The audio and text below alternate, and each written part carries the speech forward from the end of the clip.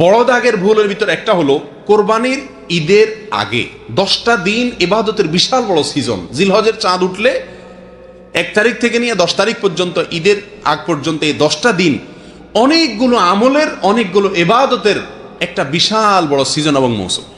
নবী করিম সাল্লাল্লাহু আলাইহি সাল্লাম এই 10 দিন আমাদেরকে অনেকগুলো কাজের জন্য কি করছেন? নির্দেশ করে গেছেন। অনেকগুলো কাজের পরামর্শ তিনি দিয়ে গেছেন, নির্দেশনা দিয়ে গেছেন।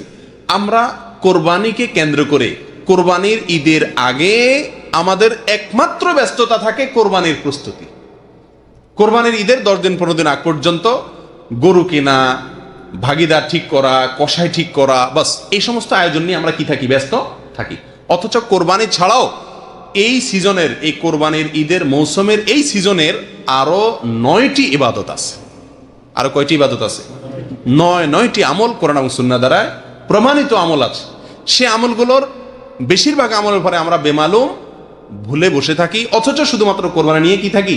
ব্যস্ত থাকি। আসলে এই কোরবানি নিয়ে ব্যস্ত থাকার কারণ হলো যে এটা সুবিধাজনক আমল, এটা মিষ্টি আমল। কোরবানি করলে গোশত খাওয়া যায়, সারা 6 মাসে 4 মাসের গোশত একসাথে উঠে চলে আসে, ফ্রেশ গোশত খাওয়া যায়, সুবিধা আছে। আর সেজন্যই এই আমলটার পিছনেই সবচাইতে আমরা বেশি হুমড়ি খেয়ে পড়ি। এই আমলের চাইতে বেশি গুরুত্বপূর্ণ আমল হজ।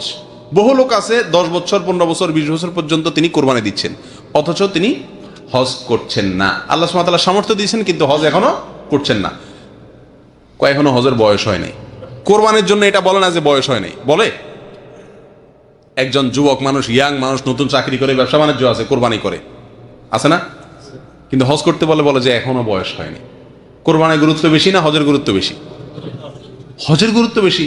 হজ ইসলামের রোকন, ফরজ, সেই হজের কোনো খবর নাই। ঠিক তেমনি ভাবে কোরবানির পাশাপাশি এই 10 দিনের আরো অনেক আমলের ভিতরে একটা আমল হলো তাকবীর, তাহলিল, তাহমিদ পাঠ করা।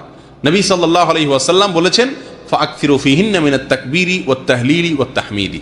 জিলহজের প্রথম দশক আসলে তোমরা বেশি বেশি আল্লাহু আকবার, আল্লাহু আকবার, লা ইলাহা ইল্লাল্লাহু, আল্লাহু আকবার, আল্লাহু আকবার, ওয়ালিল্লাহিল হামদ, এভাবে এবং আরো বিভিন্ন ফরম্যাটে সাহাবায়ে কেরাম থেকে বর্ণিত আছে। যেভাবে হোক আল্লাহর বড়ত্ব বর্ণনা করা, প্রশংসা বর্ণনা করা, একত্ববাদের বর্ণনা করা, এটা বেশি বেশি এই দিনগুলোতে করতে বলা হয়েছে। সাহাবী আবু হুরায়রা এবং আব্দুল্লাহ ইবনে ওমর রাদিয়াল্লাহু তাআলা আনহুমা তারা বাজারে চলে যেতেন এই দশকে। কেন? জোরে জোরে তাকবীর বলবেন যাতে শুনে অন্যরা পড়তে পারে। কত উৎসাহ তাদের ভিতরে এই আমল করার ব্যাপারে। কোরবানি করেন কিন্তু সারা এই 10 দিনের ভিতরে 10-12 তাকবীর পড়েন নাই, এরকম লোকের সংখ্যাই আমাদের সমাজে সবচাইতে বেশি। আপনি কোরবানির গুরুত্ব বুঝলেন, তাকবীরের গুরুত্ব বুঝলেন না। সাহাবীদের ভিতরে এত বেশি পরিমাণে কোরবানি করার সামর্থ্য ছিল না, এত বেশি পরিমাণ কোরবানি ছিল না, কিন্তু তাকবীরের আমলটা সবাই কম বেশি করার চেষ্টা করতেন। কোরবানি যত বেশি আমাদের দেশে দৃশ্যমান দেখা যায়, তাকবীরের আমলটা দৃশ্যমান দেখা যায়। বাজারে কোনো তাকবীরের আওয়াজ শোনা যায়?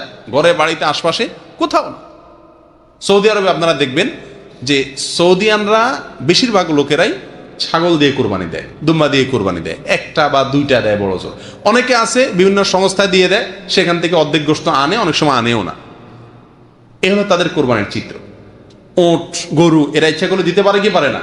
টাকার তো অভাব নেই। কিন্তু আমাদের দেশে মাশাআল্লাহ একটু সামান্য কিছু টাকার মালিক হলে গোটা গরু কোরবানি দেয়। ঠিক না ভাই? ঠিক। আপনাকে শরীয়ত তো 50,000, 60,000, 70,000, 80,000 টাকা খরচ করে কোরবানি দেওয়ার জন্য আপনার জন্য বাধ্যতামূলক তো করে নাই। আপনি একটা ছাগল দিলেই তো হয়ে যায়। এখানে আপনি এতগুলো টাকা খরচ করতে পারছেন মাশাআল্লাহ, অথচ হজ করেন নাই। এরকম লোকের সংখ্যা বেশি না? কি বলেন? 80,000 টাকা করে যদি আপনি কোরবানি দেন এবং গোটা গরু একা দেন, আপনার 4-5 বছরের কোরবানির টাকা যদি সেভ করেন, শুধু ছাগল দেন, তাহলে তো ওই টাকা দিয়েই আপনি হজ করতে পারেন। ঠিক না ভাই? ঠিক। আমাদের প্রবাসীদের মধ্যে বেশিরভাগ প্রবাসীরাই চেষ্টা করে যে একা কি করবে, একটা গরু কোরবানি দিবে। শরীয়তে এক্ষেত্রে আপনাকে অতিরিক্ত খরচ করলে সেটা আপনার নেকামলের পাল্লা ইনশাল্লাহ যোগ হবে, এটা ভালো কাজ, সন্দেহ নাই, আমি নিরুৎসাহিত করছি না, আপনি পারলে দেন। কিন্তু আপনি এটা করতে গিয়ে এর চেয়ে গুরুত্বপূর্ণ কাজ যেন ছুটে না যায়।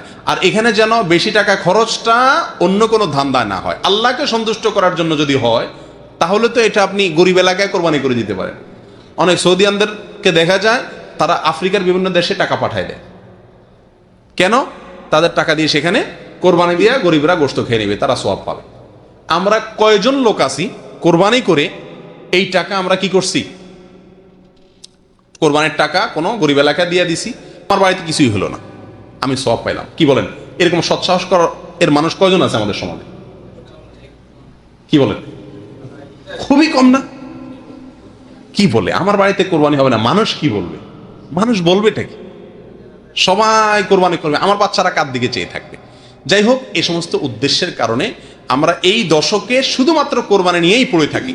কোরবানির চাইতে গুরুত্বপূর্ণ অথবা তার কাছাকাছি গুরুত্বের আরো অনেক আমল আছে, সেই আমলগুলো আমরা বেমালুম ভুলে যাই। এই ভুলটা থেকে আমাদেরকে বেরিয়ে আসতে হবে।